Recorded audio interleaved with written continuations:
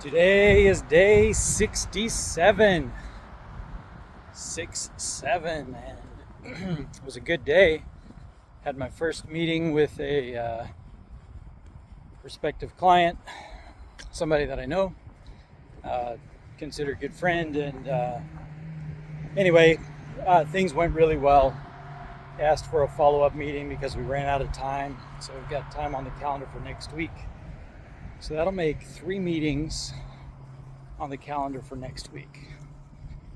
Not too bad for fourth weekend. But today, as I'm out walking, it's a little after 7:30. So a good full day of work. A little bit tired because I was going to pick up my daughter last night at the airport, but she was getting in at 1 a.m. So I had set my alarm to wake me up at 12, and then I would drive down to the Oakland airport and get her. But she had texted while I was sleeping that her plane was going to be early. So my wife went to go get her rather than wake me up, but I still had my alarm set. So I woke up anyway, and then I couldn't go back to sleep. So spent a couple of hours listening to a couple podcasts and things, and then eventually got to sleep. So a little bit tired, but while I was listening, one thought I thought would be really good for today, and it's the power of forgiveness. So oftentimes we think about it, it's like we got to forgive somebody else, or you read in the scriptures, commanded to forgive 70 times 7. But there are oftentimes so many faults and so many failures that we can look at in others and think that they're not good enough, or there's no way they should be the leader, or there's whatever the thing is.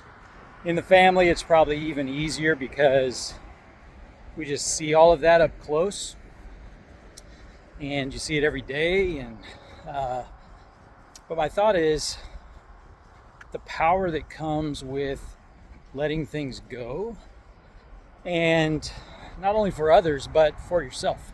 So as you think about this 90-day reset and the things that you're working on, you might see that there's certain habits that keep popping up and things that you're just not very good at yet.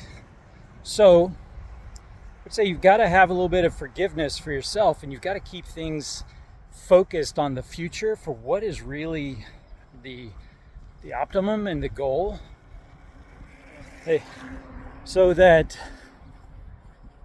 you have something to constantly be working towards. I really believe that when we get stuck, and that's where we stop progressing, that's when it's easy to start finding fault, not only with other people, but with ourselves as well. So having a goal like this 90-day reset, I could look backwards and I can think of many days where, like today, I'm not running, but I chose that I could do swim, bike, run, hike, or walk. So I'm choosing to do a walk today. And maybe I've chosen to do a walk. I think last week I did two walks. But as I was thinking about it today, what I'm going to commit to tomorrow is get up in the morning and go do a swim. So now that I'm declaring it, you got to hold me to it. So tomorrow morning, I'll do an early swim. I'll run to the gym, swim, and run home. So that's what I'm committing. Day 67, over and out. Make it great, and I'll see you tomorrow.